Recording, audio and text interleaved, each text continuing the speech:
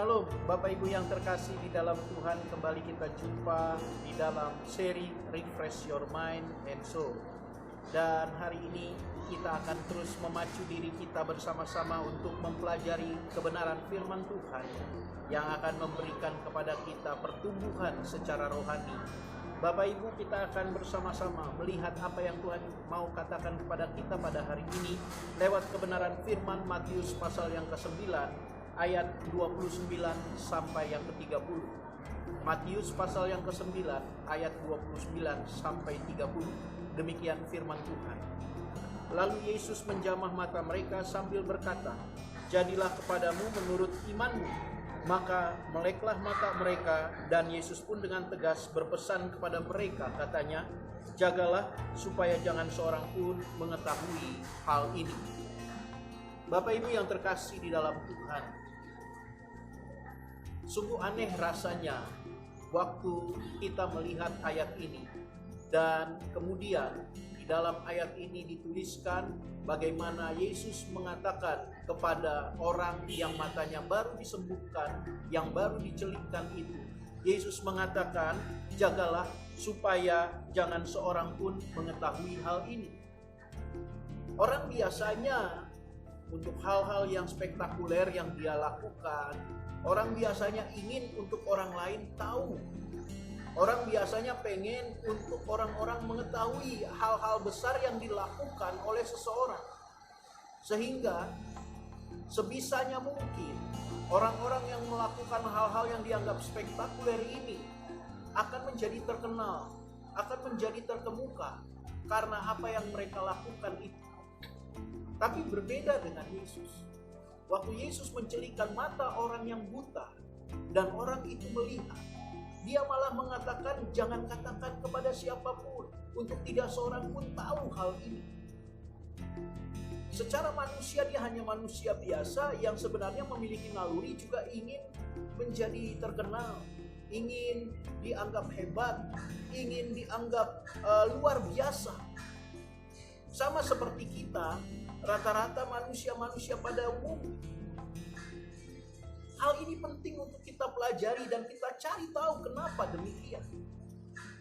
Dan biar ini menjadi kepada kita sebagai pembelajaran bagaimana kita hidup dan senantiasa hidup kita memuliakan Tuhan.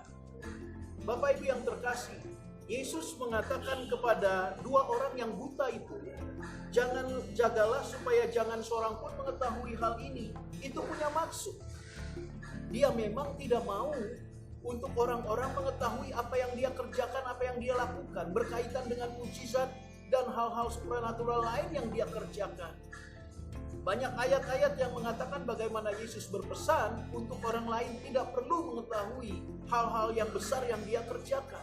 Khususnya berbicara tentang kesembuhan demi kesembuhan yang dia kerjakan. Kenapa demikian? Satu hal yang Yesus inginkan adalah agar jangan setiap orang ikut Yesus karena mujizat itu.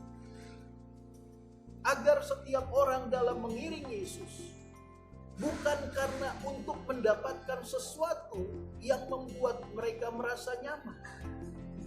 Bukan semata-mata karena mujizat kita percaya kepada dia atau kita mengikuti dia.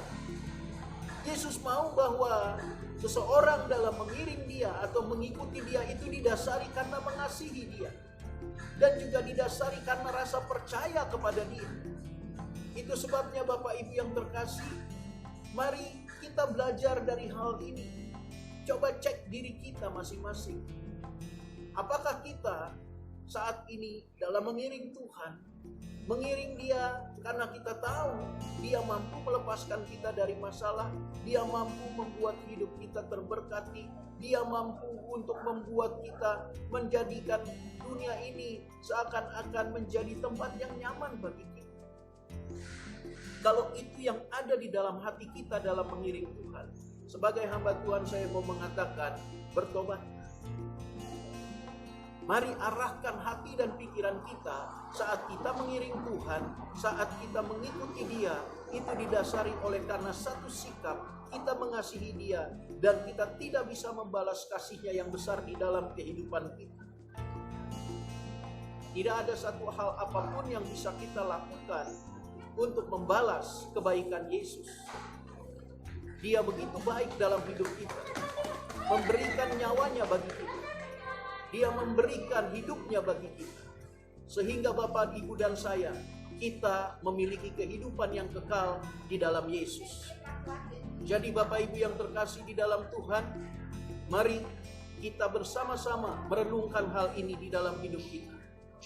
Ikut Dia, ikut Tuhan, bukan karena mujizatnya. Ikut Tuhan bukan karena hal-hal supranatural yang bisa Dia kerjakan dalam hidup kita. Ikut Yesus karena Dia mengasihi kita. Dia mati bagi Bapak, Ibu, dan saya. Jadi tetap semangat, tetap bersuka cita. Tuhan Yesus memberkati.